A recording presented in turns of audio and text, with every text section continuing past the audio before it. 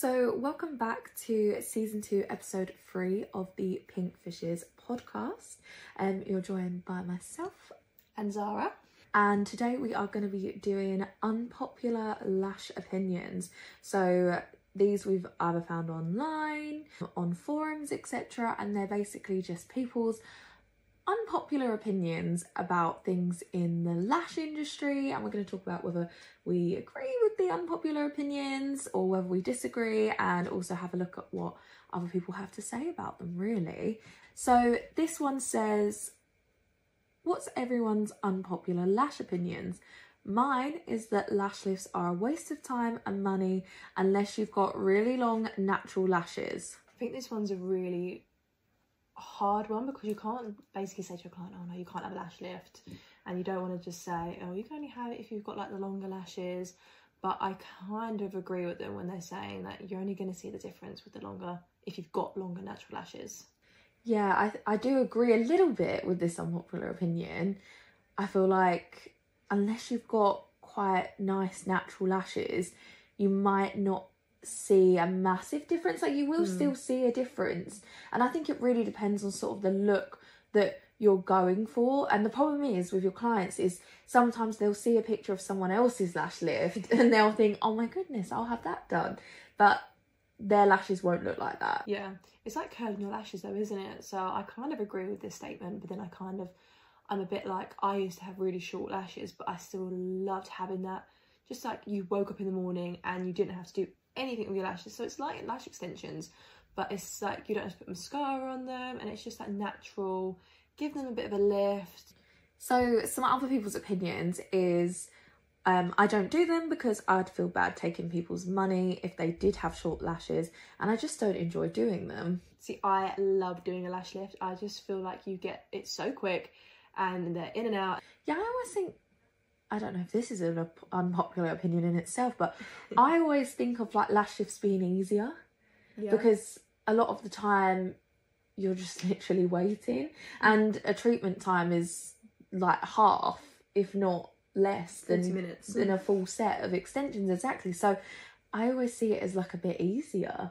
At least with extensions, you are going to see a difference. Yeah, like a noticeable one. Yeah, and you can almost tailor it to each individual client. Like, for example, if you've got someone with really short lashes but they do want length, then you know that you're going to be able to add length with lash extensions, whereas you're not going to, there's a limit to what you can add with a lash lift and tint. It just depends on what the lashes look like. Other than that, it's just going to be a lift. They're going to be all the same. It's like you said about the hooded eyes, like at least you can tailor that to like the personalised to each client. Lash lifts, they're going to look the same. So we've got some other opinions here. So this one says, I have quite a few older ladies and they have quite short lashes, but they love their lash lifts and the confidence that it gives them. So I do think, I'm not saying that lash lifts can't work at all on shorter lashes. Like, they still definitely work. It's just less of a difference. Yeah. But then people might want that. Like, the reason that people might want lash lifts is because they don't like the look of lash extensions, or they don't want something as dramatic. It's almost like a completely different service. I would say it's more like you say, like wearing mascara. It's more, you're giving that effect rather than having dark, full dramatic lashes. Yeah, like it's very natural, and some people actually would prefer that. Yeah, 100%. I'd say with my older clients, they do prefer the lash lift because it's not in your face, it doesn't take as long, so just laying down for a quick 40-minute appointment, and it's just still a nice treatment at the end of the day. They're getting a pamper, it's a bit cheaper for everyone as well, and it's just, I feel like it does still give you that satisfactory results. Well, we've got people saying, I love lash lifts, they're one of my favourite treatments, I'm shocked people don't like doing them, lol. I do think lash lifts can give a really amazing result, and I think for some people it does definitely work, and I would actually recommend some people having lash lifts over lash extensions. Like my cousin, she's got natural lashes of about 13-14 mil, but she prefers it quite natural, so then I think, yeah, lash lift and tint is the way to go. But equally, that is almost supporting the point that you need long lashes to have a lash lift. So I think it's very difficult. I think if you want to see the results and you want something more dramatic, then you do need to have naturally long lashes if you want to go for a lash lift. If you don't mind and you just sort of want that look like you've got mascara on, then I think lash lift all the way. But I think if you've got naturally quite short lashes, then go for lash extensions. And maybe this is where like the consultation comes in handy. Like I would always recommend doing a consultation for new clients, because no matter what treatment they're having, like whether you're doing like patch tests or whether you're just like filling in information, that's a really handy time where you could actually go, you know, if they've booked in for a lash lift, you can talk to them about sort of the look they want. And if they're going, oh, I want really long lashes, or really want them to be thick and full, and then you look at them and you think, they're like naturally like a 10 mil and they're quite sparse, you know what, you might actually be better having like a light Russian set. It's safe to say that your lashes are never gonna not grow. There's so many like different products nowadays that you can get to grow your lashes. So if you do want lash lifts and your lashes are short, then grow your lashes first. I'd say I'd recommend growing the lashes. We have got our serum, longer lengths. So our second unpopular opinion is when people slate mega volumes and insist they won't use over 13 mil. Now I've definitely come across people who've said this, or people on forums, even at talks, I've definitely heard it before. Like some people won't use a 0.03 without being like offensive, like a little bit older fashioned maybe. Obviously like mega volumes have sort of, I would say, become more popular throughout time, whereas it used to be more like classics and then like light Russian volume sets. And I think what a lot of people sort of use as their like argument for this is that it can be unhealthy for the natural lash, which I agree, like it can be, like if you go to the extreme. For example, like if you're using 0.07 thickness and you're putting 20 lashes on a fan, I do agree that will be unhealthy for the natural lash. But I do believe that some people's can take, like in a 0.03, they can take 20 mil. Like I've seen natural lashes that would definitely be able to do that. I think the problem sort of lies in that not every lash tech would know when and when not to do that. So like you said, I just think it is down to what the lash tech wants to do. We were talking about this earlier. I think it's, I don't know, it depends what kind of style of lashes you do. Like personally for myself, it's not about me not knowing or anything. I just don't offer that to my clients, like the big heavy lashes. Also, it doesn't really fit my clients. I have like a lot of older ladies. I do my mum's lashes, and they don't come in for big thick lashes. So I do think it's down to what you do as a lash artist, and what your clients like. So it's really mixed. We've got some people that obviously it irks them so much when people do this, when they say that they won't do mega volumes and that they won't use higher than 13 mil. But then you've also got people here that are saying, I hate thick mega volume lashes, I'll only go up to an 8D fan, just think they look far too thick, and they've taken them off of their price list and won't do it if requested. It's not like I don't like the big lashes. Like I can really appreciate when like we see them come through on the Instagram. I think they're beautiful, and I think it does take talent to be able to do that. And so it's not saying I'm against it, I just personally don't do it. Yeah, I think that's like the case with a lot of people. I think you'll attract a certain type of clientele based on your work. So if you like doing mega volume sets, then you'll get a lot of clients that want that. And if you don't like doing mega volume sets, then you probably won't have a lot of clients. You'll probably have clients that want more of like a natural look, or they want like a light sort of Russian set. They don't want mega volume. So I think it's always good to be able to offer different things, because then you're going to open yourself up to more people and you'll be able to tailor it to each person's wants. But then I also understand that not everyone, like for example, my sister, she does quite mega volume sets. I don't think people who want natural lashes would go to her anyway, because they would see pictures of her work and it wouldn't align with what they want. So I don't think it's a problem at all. I think it's just a preference. I think if you want to do light sets, then I'm sure you'll be booked up too. If you want to do mega volume sets, I'm sure you'll also be booked up. Like, I don't think it's like either or is more preferred, because every client will be different. Like, I do prefer sort of slightly thicker lashes. I wouldn't go to someone who didn't do over 13 mil and over 8D because it wouldn't be what I wanted. But I also know a lot of people that would, and that would actually prefer that and wouldn't want to go to someone who does massively mega volume sets. I hate mega volumes. Straight to the point. Unflattering, look like black caterpillars on the eye. Literally what my dad says, they look like big slugs on your eyes, not your eyebrows, your eyelashes. And hate it when they're touching the eyebrows.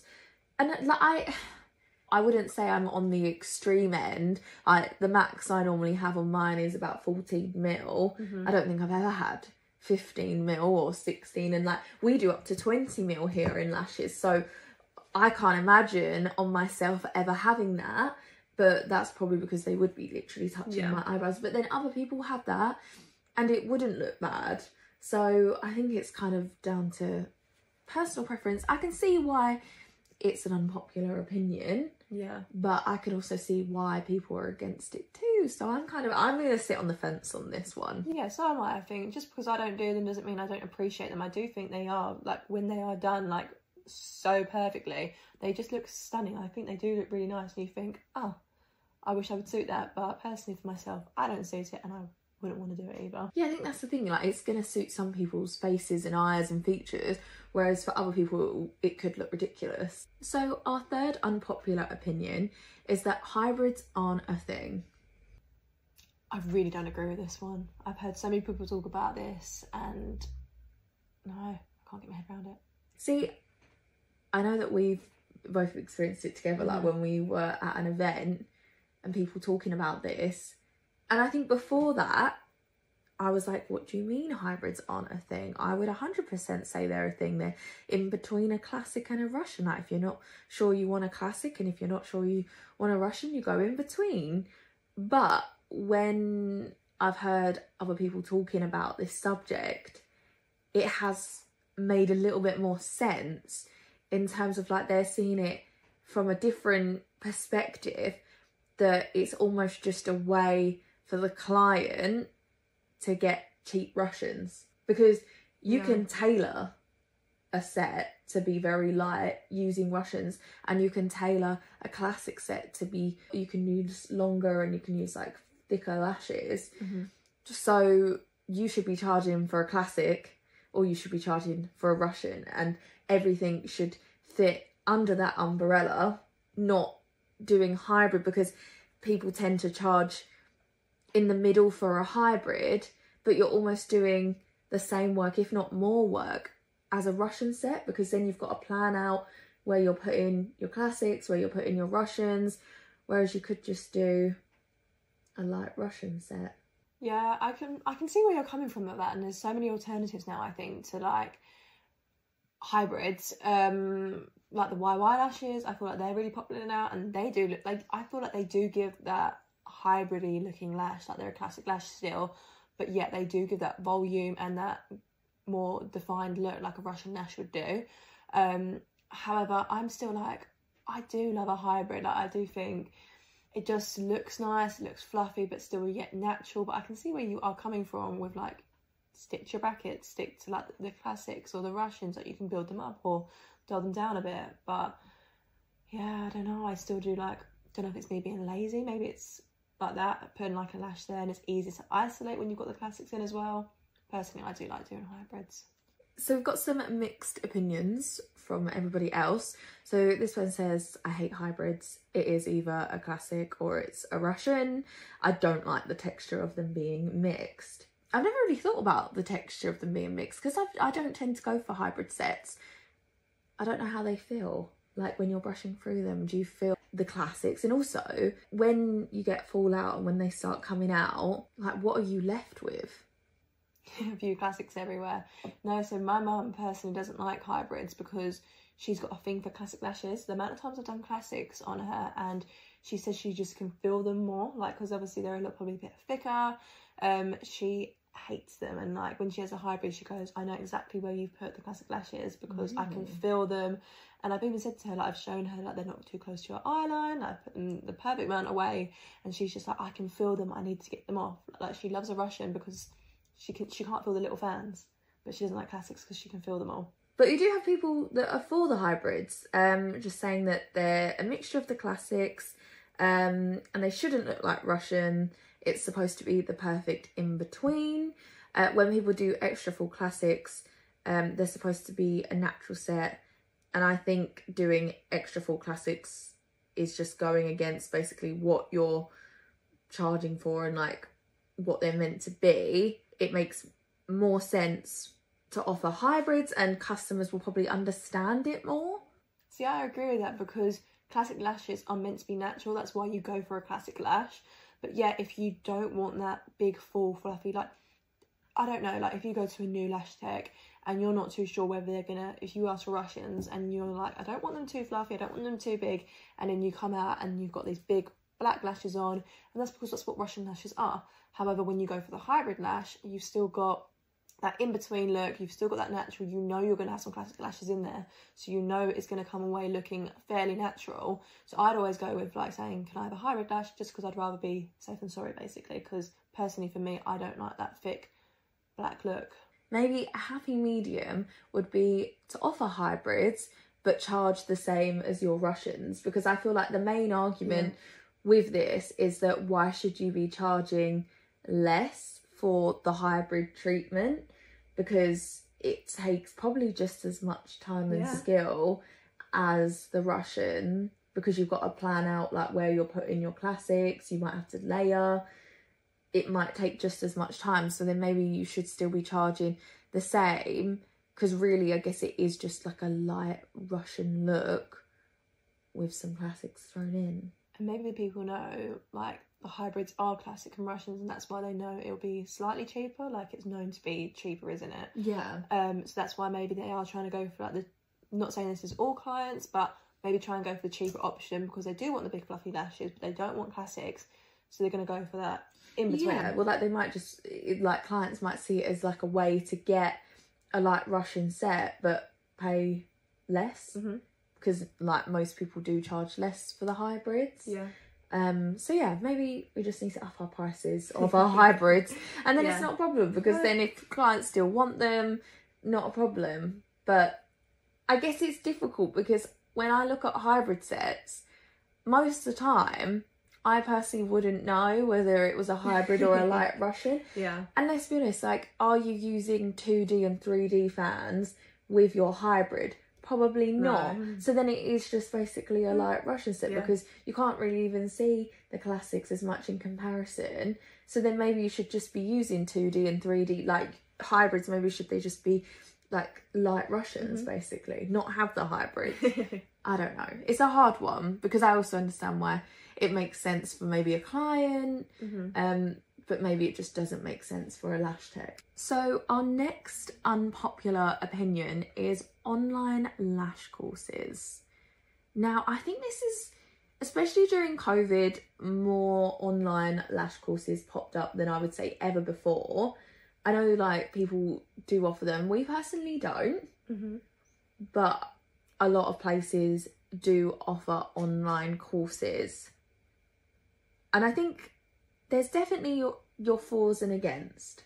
Most of the time, you will save a lot of money by doing an online course. They're normally not as expensive, because presumably that person may have pre-recorded things, or they can fit more people onto their course online, so they can charge less, or they might not have to pay rent for like a training academy.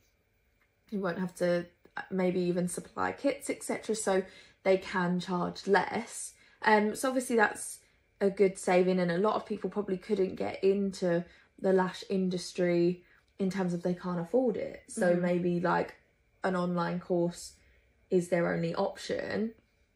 However, I do think you hugely benefit from going to an in-person course. I mean, here you're practicing on mannequin heads, in the afternoon you're practicing on an actual model. And I personally wouldn't have the confidence, I think, to go ahead on a live human being without having some support, like physically there helping me. Like if I came across a problem, which you do when you first start lashing, like a typical one is when you stick lashes together, like an under eyelash to an upper natural lash, or like you stick your extensions to the pads, etc. I think that would terrify me if I was at home on my own and I had no one there to support me. And even with these online courses, because I've not done one, I'm not 100% sure how every single one works, but like, is there even anyone on the other side? That's literally what I was going to say. I think it just depends how this training goes. Like, is it pre-recorded? Is there anyone on the other side? Can you ask questions? Imagine if you're sitting there the whole time. I feel like I had so many questions that I needed to ask. I wouldn't feel, like you said, I wouldn't feel safe until I asked these questions. Is it one where you just watch it and then afterwards you ask the questions? Or is it you can talk while doing it, but then when's the right time to talk? If it's like on a Zoom call, having someone actually watch over your shoulder when you are doing your first lash set, I think for myself was hugely beneficial. And then even like having to do case studies afterwards, and then send them to the trainer. She could then say, okay, I think you're ready now, or do some more. She's in the room with you and she can see where you went wrong, I think. So I think that's what was beneficial to me. I think what you've also got to be careful about with the online courses is a lot of them won't even be accredited. So you've got to be careful that you're not just paying this money to do a course that then actually won't mean that you're qualified and you won't be able to get like proper insurance, etc. And you can't actually do the treatments, because a lot of people offer these kind of courses but they're not qualifying ones. Like for example, we have our e-learning, which is like an online learning platform, so we have videos, but they say very clearly on there that you will not be accredited with these courses. They're only for sort of refreshers. So if you've already done a course with us or elsewhere and you just want to go over like shampooing lashes again, or if you want to go over removing lashes, then you can purchase these online e-learning videos, but we don't offer courses from scratch. I would definitely always, if you can afford it, go for the in-person training. I think you'll get a much better experience. We offer refresher courses here, and the amount of people that have gone and done training courses elsewhere who they just feel like they didn't get support, or they didn't feel confident, or they didn't have the knowledge when they left their course is quite a lot. So I can imagine after doing an online course you might not feel that confident, and then you don't want to have to pay out again to go and do another course. I think it depends. I think there could be great potential and there could be great ones out there, because you might not have like a lash training school near you. They can't get to one, or they don't know anyone else in the area. Then that might be their only option, and that's what your dream and passion is to do. Then you can't let it stop you. Yeah, and I don't think it's ever really necessarily the person who's doing the course's fault, because they wouldn't know any better. But then sometimes when it's too good to be true, it's not. And that's sometimes, I think that's sometimes the case with the online courses. And the problem is, once you've bought it, you've bought it. I doubt they'll issue like refunds and things. Whereas, for example, with our training, if you come in and do your day course and you don't feel confident, you can just come back for free. Like, we invite you to come back. And you also get free mentoring sessions with us. So you get like one-to-one time with the trainers, like after your course. So if there's anything that you don't feel confident with when you're going home and doing your case studies, or you just want to go over it a bit further, then we offer that. Whereas I don't know if you're going to get these add-ons with an online training course. I'd be interested to know if anyone has done an online training course, what you found really good about it, what you would actually prefer about that than going in person. Because I guess, like, for example, if you're maybe a bit anxious or you're worried about your performance, or maybe you could go do an online one and then go to a in-person one, so that you're like a bit of like a few steps ahead. But I'd love to know if you have done like an online course, like how it's panned out for you, how well it's gone, how well your lash career is going, and any negatives maybe that you found from doing an online course. I would just recommend maybe doing your research like before, definitely. Like definitely look at reviews on the courses, see what other people have to say. I always think if like it hasn't got any reviews, then it's slightly worrying. Yeah. Like especially when you're doing something like a training course, you want to see what other people thought of it. Look up the company, is it legit? Make sure it's an accredited course. Make sure you're going to be able to get insurance after it. Make sure you're going to be able to get support after your course. Like make sure there's someone that you can message or call if you've got any problems. I definitely recommend going with like a reputable person or company. I think always like word of mouth reviews as well are like the best ones to go off. Like if you know of someone that's gone on that course, then they're going to give you like an honest opinion, not just like if you call up the place and say like, oh, what's your training like? Of course they're going to sell it. It's really good. So yeah, I definitely recommend doing your research on that one. So our next unpopular opinion is getting infills all year round. No. So I think with this one, it means like basically the clients are just always getting infills. They're never getting a full set. They're just continuously coming back to you and getting top-ups. I have never really thought of this one before, if I'm honest. Personally, to me, I'd be like, oh, I think you need to like maybe either stop for a little bit, maybe have a break, or even, okay, time for a fresh set, like your nails. You need a fresh set of nails. For me, with the infills, I have no problem with like people wanting to get infills for quite a while, because I understand that obviously you're probably paying more for full sets. Oh yeah. So you're not going to want to be getting a full set all the time. But then I always think it is good every couple of months get a full set for like multiple reasons. From a lash tech point of view, I like people to get a full set every once in a while, because I feel like if I'm doing infills upon infills upon infills, for example, that client's lashes will all be at different stages. Obviously, when they come in for an infill, you remove the outgrown ones, but there will be ones that you'll obviously keep in there. And then those, for example, will be 3 weeks old. And then they might come back in like another 3 weeks' time. They might have some lashes from the very first lot that haven't grown, but then they'll have some from the 3 weeks ago. And then you'll be removing the outgrown ones, and then you do another set. And it's like continuous until where I think the point will be is that you've got loads of different lash extensions, all at different like all jaggers, all in their like different growth periods. As well as that, obviously naturally you build up dirt, oil, makeup, so you should definitely be cleaning them. I recommend everyone to clean their lashes like every other day. But the problem is if you get clients that don't clean them, it's just gonna keep building up and up and up, and to the point where like they're horrible, they get an eye infection. Yeah. Like not from the lashes themselves, it's just from like the dirt buildup. Hygiene. Like, whereas if you've got like a full set, they're fresh, you've got no like makeup in them anymore. And I personally do like a fresh set now and then. So do I. It's like getting your nails done, isn't it? I think it's like with everything. Like the first time you get something done, I just feel like it just looks fresh, it just looks new.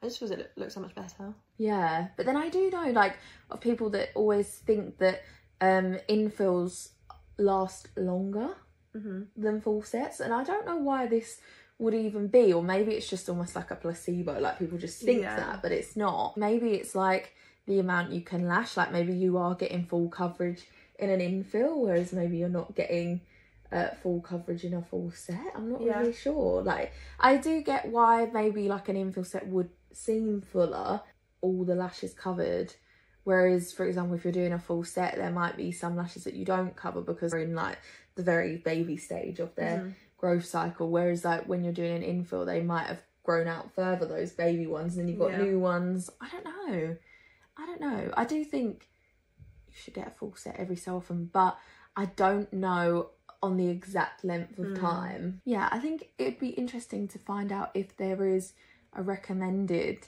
amount of time to get a new set. Yeah, because I genuinely don't know the answer. I would say every couple of months, but then I guess that doesn't seem that long. Yeah, because if you think about it, I don't know, you get your lashes done every 2 weeks, So that means you're getting your lashes done twice a month, and then if you say 2 months, that's only 4 times, 3 infills, or 3 infills and then 1 full set. Maybe like 6 infills or something, and then get a fresh set. Yeah, that seems more like justifiable. I'd say like probably like for me, maybe no more than 10 is what I'd personally get. Like, would I get more than 10 infills on the bounce like before getting a full set? I mean, also you have to be pretty good in terms of make sure you're booking in every 2 weeks, every 2 or 3 weeks, like making sure you're booking in for the right amount of time, making sure that like they don't all fall out, because I feel like it'd be really difficult to keep going on and on and on, making sure you're always in on time, making sure they're always full. I think that it'd get to a point where like you either have to increase like the time you're getting your infill for, or you're decreasing the amount of time you're going without appointments. I guess your lashes, like, they start a new cycle, so then when you get the infills, it's almost just starting again on that. So I don't know, like, is there a limit of how many infills you can have? Let us know what you think, guys. If you're a lash tech out there, do you recommend to your clients about coming back in every few months, or do you recommend having a fresh set to them? How do you go about this? Yeah, because how would you go about saying to your client, do you mind getting a fresh set today? Like, getting a removal? Do you offer the removal for free? Like, because like, it's like with nails, like they might have like a policy on like you can like you can only have this many infills, you have to have a full set. So is that the same with some people with lashes? Do they say like, oh, you can only have, I don't know, 8 infills and then you've got to have a full set? Or do people just not care and they'll just do whatever the client wants, and it's kind of like on them if they don't look as good or if they're not lasting as long? Do they sort of feel like, well, you can book in for a full set if you want? Whose responsibility is it, do you think? Like, is it your lash techs for like not giving the right knowledge to your clients, or is it the client's fault for not like speaking up and saying, okay, I think I need to like have a break and like remove these ones and get a fresh set on? Like, who is it to say what they do? Well, I think even the having a break is an unpopular opinion. Yeah, that's a big popular opinion in itself. What is having a break? How long should you have a break for? How often should you have that break for? Like, people say it all the time, but like, I don't know. What is a break? Yeah, like, what is the break? Is it to like have completely lash extensions off? But then if you're applying the right thickness and weights, surely they don't damage your natural lashes anyway. So then do you have to have a break? And then that ties back into, do you need to have a full set? Yeah. If you're like having your lashes applied correctly and you're doing the right aftercare, do you need to? Can you just continuously have infills upon infills? Do you need to take any breaks? Yeah. I don't know. It's really, it's very confusing, and there's a lot of different information / opinions out there. I think you just need to do whatever you think is right for yourself. I think you can listen to us, you can listen to other people, but at the end of the day, it's your business. Do what you feel like you need to do. But like, it's difficult because at the same time you want to have your clients, like, you're the professional, so you're the one that I think should make the judgment. I guess really it'd be handy if we could all know how long you should have until you get full sets. Like a lash god. Yeah, we just need someone who can tell us all like how many infills you should have in a row, if it's continuous, if you have a break, how long it should be, or is it different for each person, and is it different depending on if you're getting classics or if you're getting like Russians? I don't know. I do think though it needs to be stated in the policy though before. You can't just, obviously if you're going to introduce it, you can't just spring it on someone on that day and be like, okay, you need a fresh set now. You can't keep going on these infills. It needs to be stated when you first speak to that client, and just say, oh, by the way, it's every, I don't know how long you're intending to get lashes for, but every, I don't know, 8 infills, you're going to have a fresh set, and I'm going to take them off for you as well, and then they're going to be a fresh set, so make sure you book in more time that day. Just don't spring it on them. See, I think as well, like, I don't worry about this one too much, because I feel like most clients naturally, like, will get to a point where either they haven't booked in time, so then they need a full set when they come, or they are just having a break from their lashes, either like for various reasons. They might just not want lashes on at that time, they might not be able to afford lashes, they might, like, whatever reason. Like, I don't feel like I've ever had a client where I thought, it's time you should take a break. You need a break. Exactly. So our final unpopular lash opinion for today is don't be flexible for clients. Stick to your times and policies. I don't even think there should be an unpopular opinion. I do think that it's your business at the end of the day. I know what you're going to say about this, but I just think it's your business. Do your hours. You probably do over hours anyway, because you probably work on weekends to fit in your clients. Whatever your policy is, stick to it, I think, because you're not getting paid overtime. Who's paying you overtime?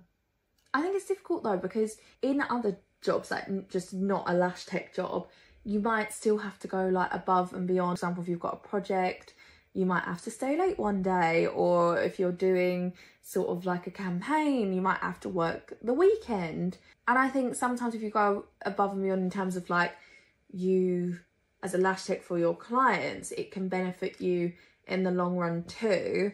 But I do think you need to have boundaries set in place. But I don't think there's anything wrong with sometimes adjusting or bending, but I would do it for like certain people and at certain times. Like for example, if I've got a really, really loyal client, they've booked a really last minute holiday and I have no appointments left in my usual slotted hours, let's say, just for the sake of it, I do 9 to 5, then like I would be inclined to try and fit them in if I had the time, if I was available. Yeah. I'm not saying I would cancel all my plans and like cancel everybody else to fit them in. I wouldn't. But if I did have the time, I probably would try and like slot them in either before my usual working day or after, or in my lunch break, or at some point. I wouldn't do it for maybe a newbie because I'd think, nah, like these are my times. Stick to my times. But if they were a loyal customer, and I'd make it very clear that like I'll do it on this one occasion, I don't normally do these hours, but like you're a loyal customer of mine, so I want to fit you in.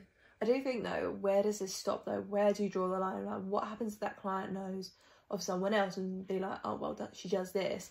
Like as soon as you know it, you're going to be working your lunch breaks, you're going to be working your evenings, like not straight away, but obviously if these people keep coming back and I don't think they can do it over and over and over again, you're not going to have a life anymore.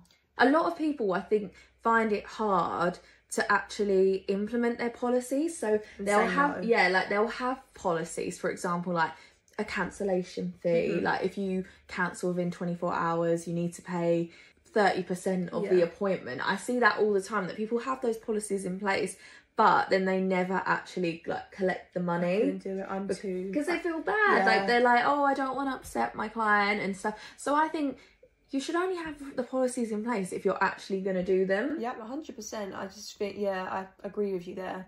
But a lot of people just can't be that nasty person. Once they turn around and just gave you a story about, I don't know, a sad story, and then you're like, oh, how do I not charge this person? But then again, we're going back to the one rule for one and one rule for another. I've never not heard like a very good excuse. I'm not saying they're lying, because clients genuinely, something terrible may have happened, but it always seems like a really good excuse. And at the end of the day, you're the one then missing out on like the money that you should have. So I think you should have policies, and I think you should stick to them.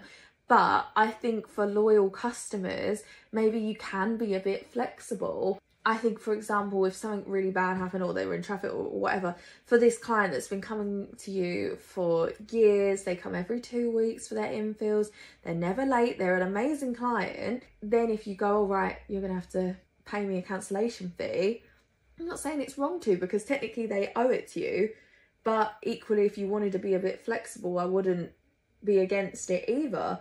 And that's the same with like slotting in people and doing out of hours, etc. And also you could maybe charge more for it. Like if it really bothers you, if someone wants a Saturday appointment, you don't work Saturdays, why not charge more? Yeah, I think that's why though deposits are quite a good thing as well. Like just paying like a £10 deposit, and even if that person does let you down, you've still got a little bit of money just to compensate you back, just a tiny little bit. I do think, going back to like your loyal client though, I do think if they do really love your work and they are actually loyal to you, they shouldn't feel like they should be treated any differently. I think they feel like they should be, they do love you. I think they would want to give you that extra something. If they are a your customer, they'll probably be happy to pay Yeah. the cancellation or the late fees because they'll know the policies, Mm-hmm. and they're probably going to be your easiest people in terms of like implementing your policies. But I do think sometimes you could be flexible, but it is hard to know where to draw the line. Because like you say, you don't want to end up working all of your hours. You don't want to be not charging anyone your cancellation fees. And even just silly things like, you know, it might be in your policies that you need to have like 40% of your lashes for it to be classed as an infill. Mm-hmm. If you start then doing people that come with like 20-30% and not charging them for a full set, it's going to take up like more of your time, more of your products, and then you're not getting as much for it. But then it's, and then if you let it go once, if you give them an inch, they'll take a mile sometimes. I've had this when like I get it all the time where someone comes in for an infill and it's never an infill. Like it's the same person. They say, "Oh, it's an infill today," and I'm like, it's not. Like and I never have the heart to say it's not, and then I just charge infill prices as well. I think it is difficult, and I think basically if you're going to have policies, try and stick to them. Mm-hmm. If not, there's probably no point in having the policies. I think what would be a helpful tip to have is having like a booking system that does take an automatic deposit, because then you don't have that awkwardness of like, oh, like you owe me this, or like send me that. And I think another thing to avoid that is if you want to like book people in by time on your booking system, then it's up to them. So they've got to pick either an infill or a full set, and in that booking slot you have the appointment time. So let's say you're saying an infill's an hour and a full set's 2 hours, then that's their problem. If they book an infill slot but they've got no lashes left, you just be like, I'm really sorry, you're gonna have to like book in again like for another infill like really soon, because I can only do what I can do in the hour. And then just do what you can do in the hour and say, look, they're not gonna last you very long, they're not very full, you haven't got full coverage because you've booked the wrong slot. Yeah, and you can always say you've got a client next as well, so yeah, you can just say, oh, I'm back to back, like I can't do any longer, like you can stay and do the hour, or I'd suggest like booking in next time for like a full set. Do you know what I mean? So it is hard, but that would maybe help a little bit in terms of not having the confrontation with someone. But yeah, I think it's that unpopular opinion on don't being flexible, like I would disagree with. I would say you can be flexible, but I would do it for certain customers. Yeah, definitely. Only loyal ones. So those were our unpopular lash opinions for today. So whether you agree with them, disagree with them, let us know. If you've got any of your own unpopular lash opinions, then please share them with us. If not, we will be back for another episode very soon. So thank you for listening.